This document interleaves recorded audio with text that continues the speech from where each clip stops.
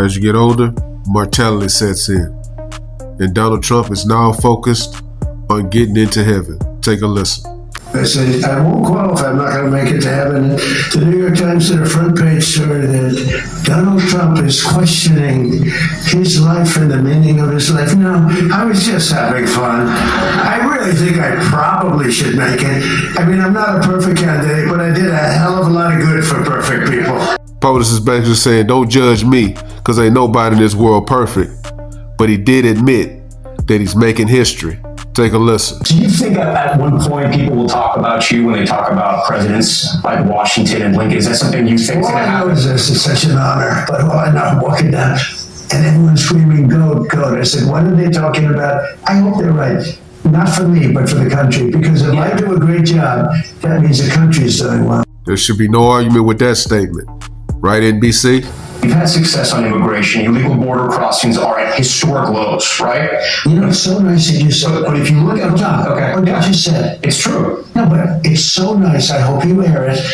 It's so nice what you said, because that's called good reporting. That's called fair reporting. In his pre-Superbowl interview, which was released early, all 47 wants is from the media is for it to be fair and unbiased. But he couldn't help himself and still taking a shot at fake news. AI has already started to take jobs because the technology is there. So we have, it's just announced, more jobs right now occupied in the United States of America than at any time during its existence, 250 years. There are more people working today than at any time in the history of our country. Pretty good stat. More kills than question. And although President Trump is not going to be on the ticket for the midterms, he's still throwing body blows. But the Democrats, they think it's going to be an easy win. Do you think if the Democrats win the midterms, at least one House of Congress, they're going to try to impeach you? Well, you know, I've done a great job as president. They say I've had the best first year of any president in history, and I think I have. If you look, but you think they may come after you again? Well, they'll find something. Like I did an interview with you, and because I did the interview, let's impeach him or something. He's 100% spot on. If the Democrats get the House and the Senate, they're definitely going to impeach him. But what are they going to run on in the midterms? They can't run on the economy, they can't run on the borders, and they can't run on crime. So what's going to be their message? They're going to talk about Epstein. They're going to talk about ICE agents kidnapping kids. They're going to call him a racist, a Nazi. And they're going to have it on rinse and repeat. Nothing about policies. They don't have any policies. The only policies they have is we hate Donald Trump. Please join us in that hate. Is your mission now to deport everyone who came in illegally, or just people who have come in illegally who have also committed additional crimes? We are totally focused on criminals, really bad criminals. Now, you could say people that came in illegally are criminals, but I'm talking about murderers from different countries. I hope that's not the true message, because Donald Trump has a mandate to get all these illegals that came in here undocumented across the borders out. And as you can see here, Americans want illegals deported. The support is 56%, opposed 44%. But JD Vance, he's standing on business. The right, I think, wants all illegals gone.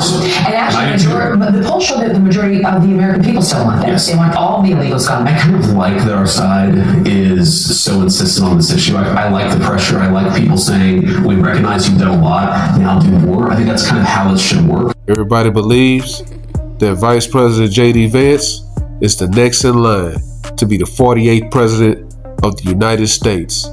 But what say you, Donald Trump? What say you? Look, JD is fantastic and Marco is fantastic. How are they different? And I do think this, it's a great question. I think that's your most interesting question. I would say one is slightly more diplomatic than the other. I think there's a difference in style. You know, you can see the style yourself, but they're both very capable. I do think this, the combination of JD and Marco would be very hard to be beaten, I think. But you never know in politics, right? But 47 is like, hold on, what about me? What about me? I might run for a third term. right? On January 21st, 2029, do you see any scenario where you are still president? I don't know. It would be interesting. But wouldn't it be terrible if I agreed with, if I gave you the answer that you're looking for? It would make life so much less exciting.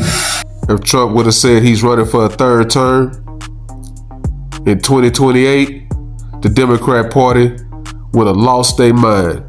That's all they would have needed. Donald Trump wants to break the rules and run for a third term and go against the United States Constitution. He should be impeached. He should be arrested and thrown in jail. Nah, you guys need to just shut the hell up and tell us what's your policies. And then we'll see who will win.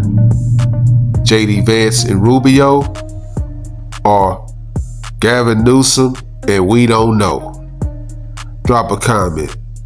Like, comment, subscribe. Follow God, not culture.